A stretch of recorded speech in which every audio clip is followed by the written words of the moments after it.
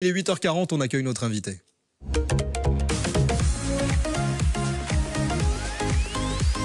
Est-ce qu'on est heureux de la recevoir ce matin? Jeanne Masse est avec nous aujourd'hui dans le 8-9. Bonjour Jeanne Masse. Bonjour. Bienvenue dans l'émission. Vous êtes de retour avec un nouvel album, on va en parler dans un instant, mais c'est inévitable. On a envie d'écouter ça.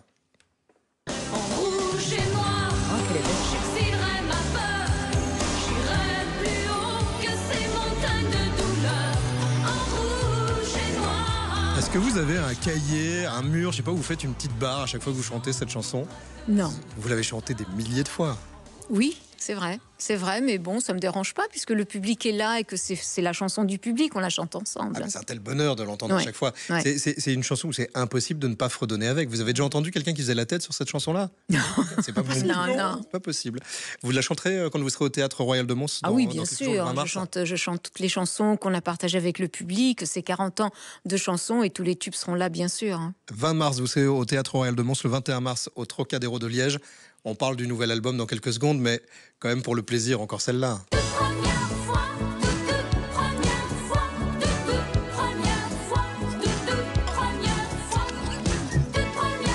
Ça plaît à David. Beaucoup.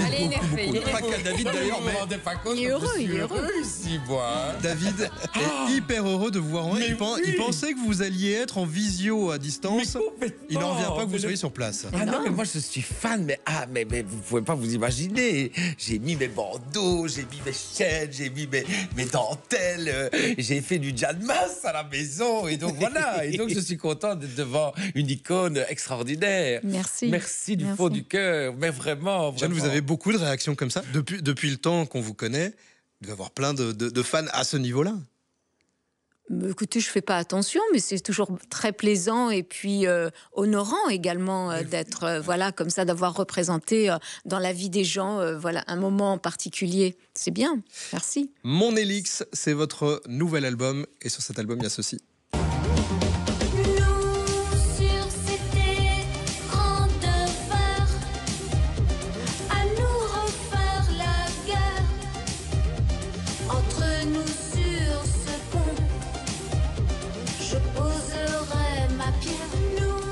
Il y a beaucoup de choses à dire sur cet album. On parlera de l'aspect visuel dans un instant, mais d'abord, les textes, vous les avez bossés dans quel état d'esprit? Dans une totale liberté, en fait, ce que j'avais envie de décrire, ce que j'avais envie de raconter, sans me poser la question est-ce que ça va choquer, est-ce que ça va plaire, est-ce que ça va pas plaire. Je m'en foutais totalement. Je crois que cet album est l'album le plus libre que j'ai créé. Pourquoi avant c'était différent? Parce qu'avant, j'ai essayé de plaire. Qu'est-ce qui a changé? Je m'en fous. Mais oui. Bravo. Et ça fait du bien de s'en foutre? Ouais. Et surtout, on travaille mieux. On travaille mieux et on apporte certainement un meilleur travail, une meilleure création à partir du moment où on laisse totalement cette liberté s'exprimer. Mais vous demandez quand même ce que le public va en dire, comment le public va accueillir l'album. Vraiment, vous en foutez? Évidemment, je prends le risque, surtout quand le premier single est sorti et que j'ai dit à mon fils, oh là là, ils vont me casser avec ce clip que j'ai créé avec l'intelligence artificielle. Et il m'a dit, mais tu t'en fous? J'ai dit oui. Et puis voilà, et quand c'est sorti, en fait, ça a déboussolé et déstabilisé beaucoup, mais ils ont adoré. Et là, je me suis fait, ah bon, ok. Et puis voilà, et le reste de l'album. Et c'est un album qui plaît énormément, étrangement. Mais vous savez, Bowie le disait. Pourquoi étrangement? Mais parce que il est tellement différent de ce que j'ai proposé jusqu'alors, hein, et que en fait c'était ça qui était étrange, c'est que je pouvais enfin me renouveler artistiquement et apporter quelque chose de neuf et d'actuel et d'électro. Moi, on ne m'attendait pas sur ce terrain-là. Ouais. Alors là, vous serez sur scène dans quelques jours, je l'ai dit, 20 mars au Théâtre Royal de Mons, 21 mars au Trocadéro de Liège. En attendant, on peut découvrir cet album où il y a beaucoup d'intelligence artificielle, Yes. pas dans le son, mais la pochette, c'est un travail avec l'IA. Ouais. Le clip aussi, vous venez de le dire. Les 3 clips. Ça vous passionne, l'intelligence Ça me artificielle? passionne. Vraiment, l'IA, j'ai découvert ça parce que j'ai monté après. Moi, je fais du montage aussi aux États-Unis, et donc j'ai voulu avancer avec les nouvelles technologies. Et quand on a découvert ça avec mon partenaire, j'ai dit moi, c'est tout ce que je veux faire. Et j'ai travaillé parce que c'est énormément de travail et parce qu'il faut comprendre comment collaborer avec ces machines et avec ces softwares. Et voilà, et ça a créé. Moi, ça me passionne parce qu'en fait, maintenant, la créativité, elle est illimitée. On peut aller le plus loin possible. Et quand j'ai vu tous les visuels que je pouvais proposer, je me suis dit, c'est ça, je vais apporter une image moderne, totalement, même si elle est trafiquée, en fait, ça apporte du rêve. Et je crois qu'aujourd'hui, les artistes doivent continuer d'apporter du rêve. Et vous avez demandé à ChatGPT de vous aider pour les textes ou pas? Qui? Une des intelligences artificielles, il y a ChatGPT. Ah non, ça par contre, non, ça reste humain. Ouais. 100% humain. Donc ça, mes compositions sont toutes humaines. Ça, il est impossible qu'un jour l'IA vous aide. Non, ça c'est impossible parce que j'ai testé sur les mixages ou sur les masterings, c'est pas encore au point. Non, et puis de toute façon, disons une chose, sans l'humain, l'IA ne peut rien faire. À la base, il faut quand même lui donner des informations. Si vous ne lui donnez pas ces informations-là, elle va rien créer. Ce qui est le cas sur la pochette. Vous avez travaillé avec des vraies photos d'abord. Tout à fait. Des vraies photos avec une recherche et en associant des peintures, et ça a donné avec Gustav Klimt cette pochette. Sur l'album Mon Elix, il y a aussi ceci.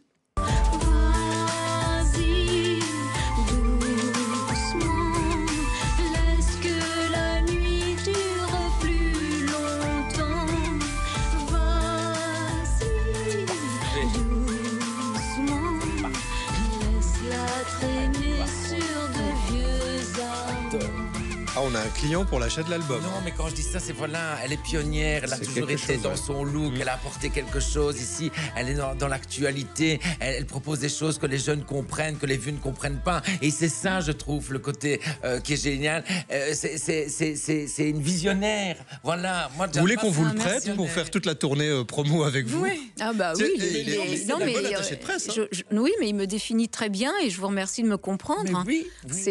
Mais c'est tout à fait ça. Et Andy Warhol, en fait, j'ai pu le mettre dans les clips, ainsi que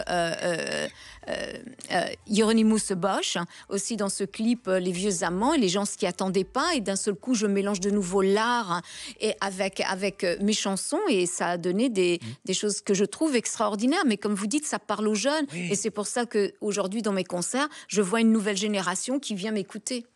Vous avez eu peur de ça à un moment, que le public ne se renouvelle pas, qu'à un moment donné ça prenne pas?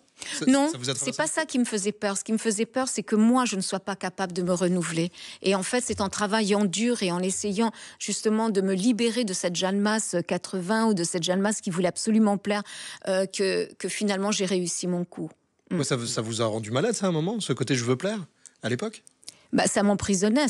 Après, est-ce que c'était une prison qui me rendait malade? Peut-être que oui, mais en fait, j'avais perdu ma voix, j'osais plus m'exprimer. C'était assez compliqué parce que le problème, c'est que moi, j'ai eu une étiquette tellement forte dans les années 80 que c'était difficile pour moi de m'en débarrasser. Et même si j'avais apporté des albums différents ou des albums rock, eh bien, on me rejetait parce que j'étais connectée 80. Et donc, voilà, je crois qu'aujourd'hui, c'est la première fois où j'ai fait des émissions où on n'a plus parlé des 80, on n'a parlé que du nouvel album. Et ça m'a surpris et ça m'a rassuré. Alors, je ne renie pas ce que j'ai fait dans les années 80. Non, d'ailleurs, vous je le réactualise.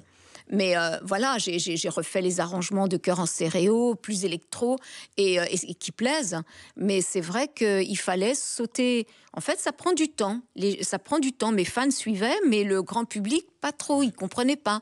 C'était la Jeanne Masse. Ils attendaient encore la fille avec les cheveux en pétard brune. Sauf que moi, j'aime évoluer. Puis j'ai besoin de changer. Puis j'ai envie d'être, voilà, un jour en vert, un jour en bleu, un jour en noir. On s'en fout. Et c'est la vie qui est comme ça. On se lève tous les matins. C'est un jour nouveau qui ça. Je m'en fous. C'est presque un leitmotiv chez vous alors. C'est ça. Ouais. Mais ça vous va très très bien. Sur votre album, il y a aussi ce titre, le dernier single, on en parle tout de suite, Mes Andalouses. Elles iront marcher sur le canal pour y déverser le poids des larmes.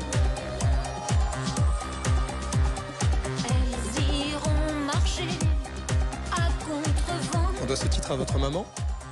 Oui, qui est andalouse et qui me parle très souvent de son passé et de l'après-Franco. Et en fait, je réalise la force de toutes les femmes et de toutes ces Andalouses qui se sont battues pour un monde meilleur pour leurs enfants. Et j'avais envie de le mettre en avant. C'est la force des femmes, je l'ai toujours chanté. Mais c'est vrai que le côté andalou, j'aimais. Et puis j'aime le flamenco quelque part. Il y a quelque chose d'enrageant dans le flamenco que j'avais envie de mettre en avant aussi. Vous serez le 20 mars au Théâtre Royal de Mons, le 21 mars au Trocadéro de Liège. Ce seront les dernières dates en Belgique, c'est fini après ? Vraiment ? Oui. Après, je veux me dédier à d'autres passions. Comme quoi ? Continuer la création, Ouais. continuer probablement à faire de la musique et d'aller encore plus loin, puisque maintenant c'est je vole. Et puis j'ai plein d'autres projets en tête et il faut que je prenne le temps de les faire parce que sans ça la vie passe très vite et j'ai pas envie d'arriver un jour et de me dire c'est trop tard.